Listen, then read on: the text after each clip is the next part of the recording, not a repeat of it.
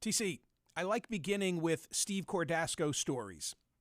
Do you like hearing them? I absolutely do, because I respect him. I'm working you in at the outset, because I told PJ and Randy, TC is eye candy. Can we get her in sooner? You can't have eye candy at this portion of the program, because half of the screen is talking about Mercer Advisors. So it's just you and I'll Mercer come back Advisors. to the eye candy. Fine. One of my listeners in Tampa, speaking of eye candy, a single woman in her mid-40s. Oh, gracious. Okay, now I have your attention.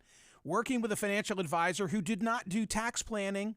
He rebalanced her portfolio, but didn't tell her in advance that he created an unexpected capital gain tax bill of more than 10 grand. What do you do about that? You call Steve Cordasco at 855-558-3500. The team was able to locate other losses and help offset that big tax bill. She's now a client. No more surprises. The Cordasco Financial Network, that's a trade name. It's owned by Mercer Global Advisors, an SEC-registered investment advisor. Securities are offered through Andrew Garrett, Inc., not affiliated with Cordasco Financial Network or Mercer Advisors. Client experiences will vary. Successful outcomes not guaranteed. Time now for the headlines from Smerconish.com, the newsletter. I stayed up to watch the GOAT last night. Did you? Yeah. Wow. And still you're bright-eyed and bushy-tailed. I mean, it's Brady, it's Dallas, it's America. I thought he looked It's thin. September 11. I thought he looked lean. Like I was a little concerned.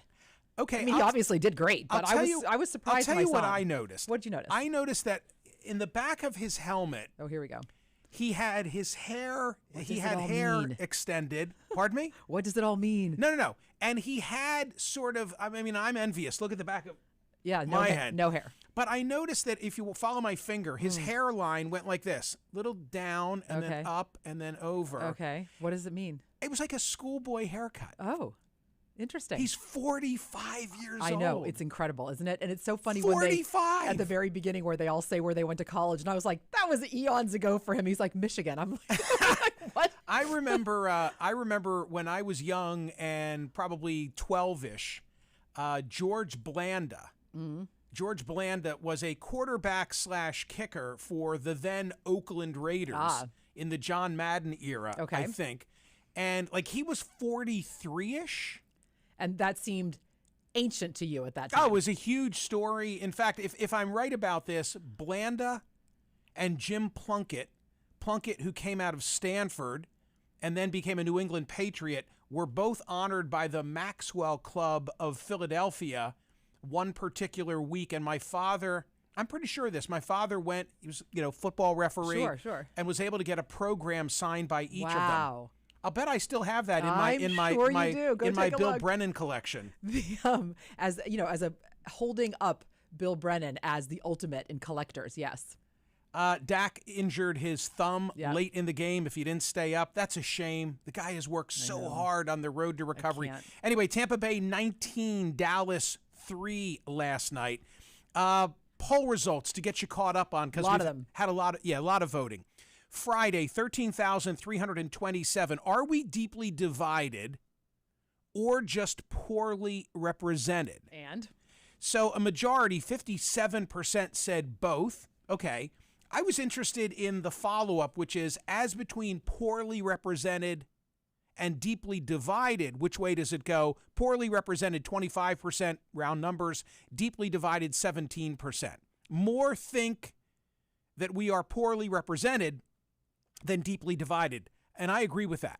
I'm going to talk about this on Friday, October 7 at the Unconvention. Yes, you are. I don't believe we are as divided as you'd suspect from reading the news each and every day. That's going to be a special show and a special event. Yeah, more on that to come. For sure. Saturday with the heft of the CNN audience, TC, I can't sneeze at 25,829 votes, but I thought it was going to be much higher. Interesting. I thought I had like the mother of all poll questions. It doesn't mean it's not. It just, who knows? Maybe people just needed to think about it a little bit. Although Professor Sean Wilentz from Princeton, the history professor, told me it was a trick question. See, there you.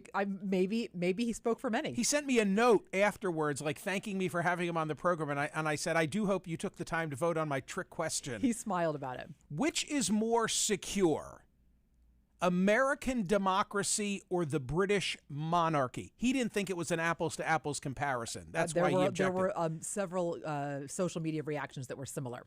So more secure, 70.34% said the British monarchy. Right. Today, page 1 of the New York Times, just in terms of why was I asking the question, page 1 of the Times, some in former colonies ask, why do we even need a king? Here we go. The British royal family reigned over more territories and people than any other monarchy in history, and among the countries that have quite never let go of the crown, Queen Elizabeth's death accelerates a push to address the past more fully and strip away the vestiges of colonialism. This is a dateline of the Solomon Islands. So, do you want to hear one more detail about this? Please. I'm fascinated by all of this, and we've got a whole nother week to go because the funeral is not till Monday. Right. Holy smokes. I mean, I'm just going to sit here and watch these monitors for the entire week. I hope you know that.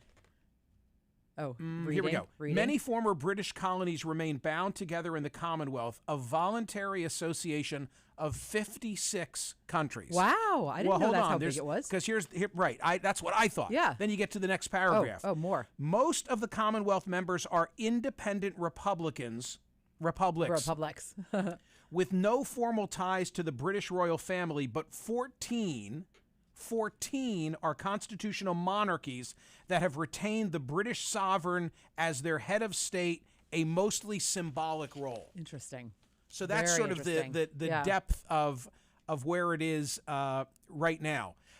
Next Saturday, you just said it's going to go on for a week, and selfishly, I'm wondering, okay, what's going to happen every day, both for radio planning and for television. I thought we did well on Saturday having kind of a hybrid program that it was about the passing of the Queen and the elevation of Charles III, but it was also from an American angle. I thought you did really well with both getting what was happening right then and also angles and forward looking and very specifically ideas that you had, Michael, and her relationship with the presidents. And as you were just talking about the poll question, I thought it was a really good show. I hope it rated because it felt good to me. I liked your background as well.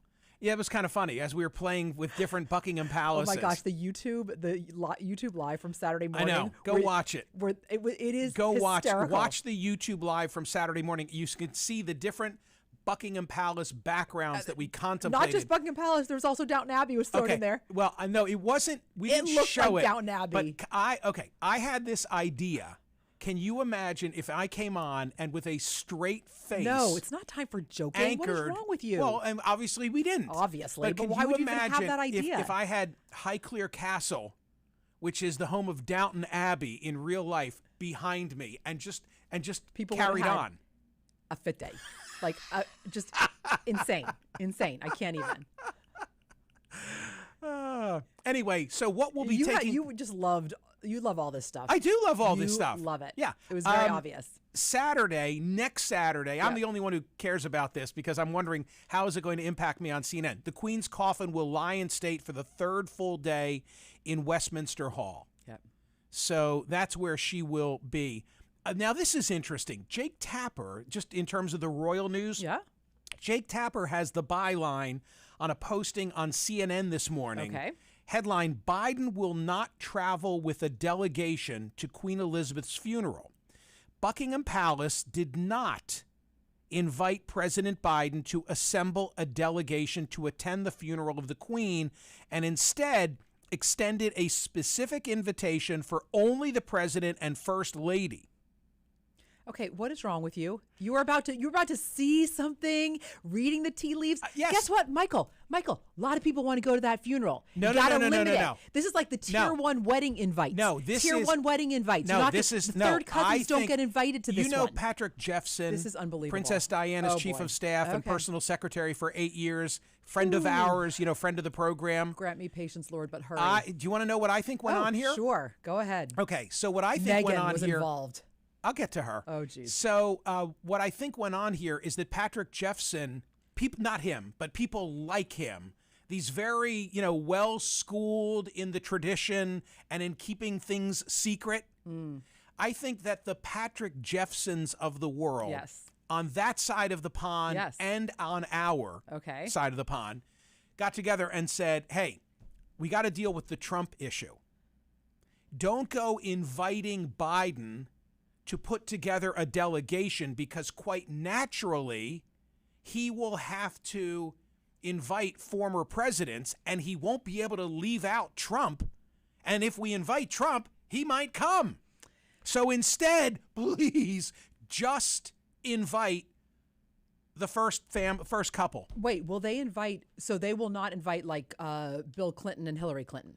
I don't think so. So that's very interesting. Well, now you're interested in my analysis. Actually, you're less snarky than I thought you were going to be, and Yeah. so therefore I will listen to you. It's all a way to dodge Trump. Okay, but that means that no other former presidents are going to be invited. Okay, that's a good point. Now, Let's what see do what you happens. do with the Obamas? Let's see what happens. What do you do with the Obamas And the Clintons. And the Clintons? Let's see what happens. How do you invite them without inviting Trump? Let's see what they had to do the tier You know, one. you know, it's Smerconish. They had to do wedding tier one. You know, at Smerconish.com this weekend, we published a piece written by Trump, President 45, published in the Daily Mail, speaking glowingly of the Queen. You didn't read that? I saw it. He loves the Queen. This was also interesting, I thought. And by the way, TC, in case you missed it, I said on both YouTube Saturday morning, and also on CNN on Saturday. What did you say? I feel for Meghan.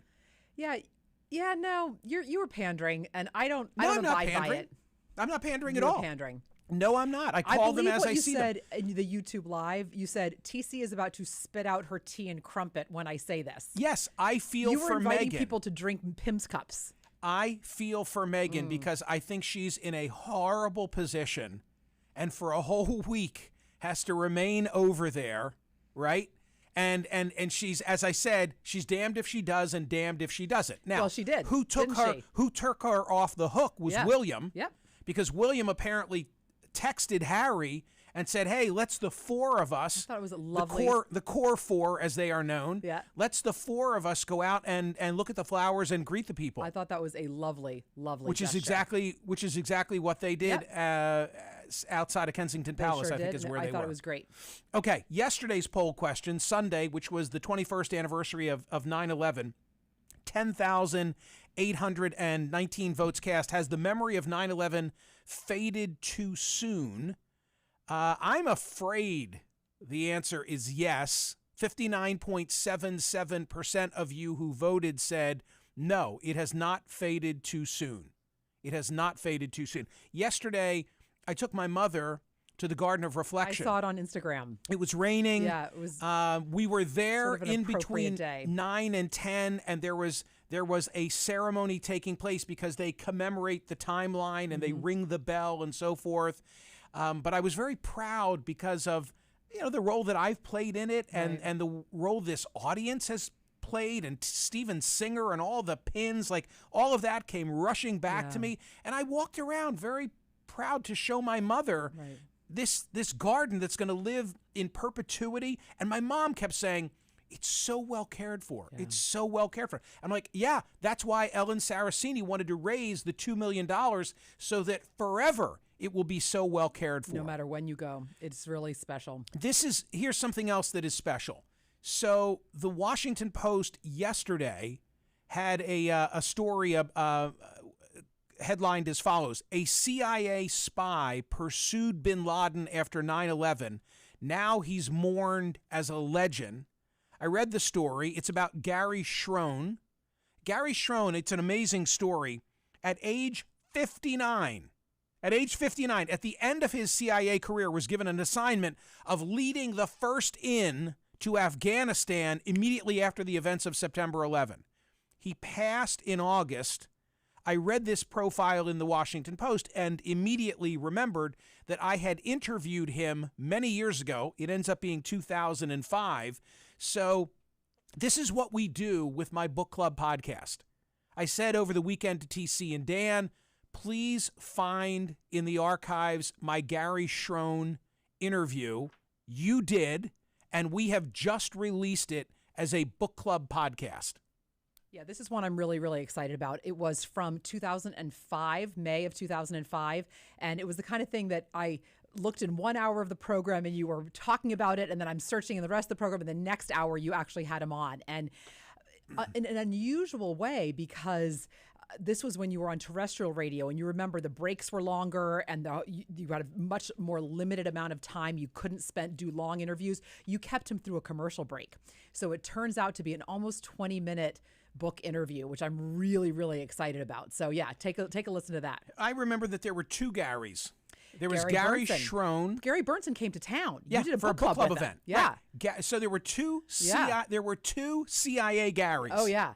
Both went into Afghanistan immediately. Both wrote books. Both were guests of mine. Both great guests. Kill you with your bare hands. No doubt about it. Yeah. Yeah. Anyway, please check out the book club podcast, Gary Schrone, before we move on from the 21st anniversary of September 11th. Today's poll question at Smerconish.com. Should President Biden and Vice President Harris condemn the practice of Democrats should be capitalized there, elevating the most MAGA Republicans, also capitalized, hope we did in the actual version online, in primaries? In other words, by now, nearly 2 weeks ago, President Biden came to town in Philadelphia and condemned, the semi-fascists, the MAGA members, et cetera, et cetera, et cetera. These efforts continue. Election day tomorrow in Massachusetts. The Wall Street Journal just editorialized about exactly this. Democrats for MAGA Republicans. So my question is, should Kamala Harris, should Joe Biden, the president, the vice president, should they condemn those instances where Democrats are meddling in Republican primaries to try to elevate the most MAGA because they think they can knock them off? And Pennsylvania is an example of this. We had this back in the spring when Josh Shapiro, who's the Democratic nominee, spent money to elevate Doug Mastriano, did it in a very clever way. Now he's running against Mastriano. And politically speaking, it was probably a wise move for Shapiro because I continue to think that Mastriano is the weakest possible opponent that Shapiro could ever face. But, there's some polling out there that says the race is closer than you might imagine. But, what if Mastriano wins? And what if now Pennsylvania is saddled with the most MAGA? He's more MAGA than Trump. Will we look back at Shapiro and say, well, you shouldn't have elevated him in the primary? Maybe Lou Barletta could have beat him? One other observation, TC, if I might, and it's on Pennsylvania politics, because I want to say I told you so and underscore something. Okay. Tell me. So headline that we published I know today. Who it's about. Fetterman? It's about John Fetterman. Okay, go ahead. So John Fetterman, the Democratic candidate for United States Senate in Pennsylvania, attended an event in suburban Philadelphia yesterday, Bluebell, Pennsylvania, not far from us, same county in which we're located right now. Headline, Fetterman talks reproductive rights, stroke recovery during campaign stop in Bluebell. With less than 2 months to go until Election Day, Pennsylvania's Democratic candidate for the U.S. Senate, John Fetterman, rallied with other elected officials to defend reproductive rights. This was called the Women for Fetterman Rally, and he handed out T-shirts that said Fetter Women. Nice. Clever. Very. In the Philadelphia Inquirer, Julia Taruso says this, quote, Fetterman, who is dealing with auditory processing issues after his May 13 stroke, spoke for about 10 minutes. He stumbled over very few words compared with previous speeches. He did not take any questions from the media. Okay, remember what I said. I told you so. Here's the I told you so. Go ahead. I told you, Dr. Oz, don't overplay your hand. If you so beat him up on his incapability, and all of a sudden you finally get him on the debate stage, and he puts his sentences together, the takeaway will be, he's not so bad. He's not really so come bad. a long way. Look at him. What a great story. So it's all a function, look what I'm doing now, of where you set that bar. Right now the bar is low. Fetterman, that's the point. Low. It's right here. Oh, yeah. So all he needs to do is speak. He's not stumbling as much as he was. Right. All he needs to do is put together a couple of sentences, and that will be the story. Wow. Oz needs more than just making him a caricature of someone who cannot speak, communicate, advocate for Pennsylvanians. Gosh, I had so much more, but I'm looking at the clock. TikTok. There's much more posted at Smerconish.com, the newsletter. Please make sure that you're voting on today's poll question: should President Biden and Vice President Harris condemn the practice of Democrats elevating the most MAGA Republicans in the primary? Vote. Listen to the Gary Schroen Book Club podcast. We're releasing it today. Give some play to TC After Dark. Speaking of podcasts, thank you for listening and thank you for watching.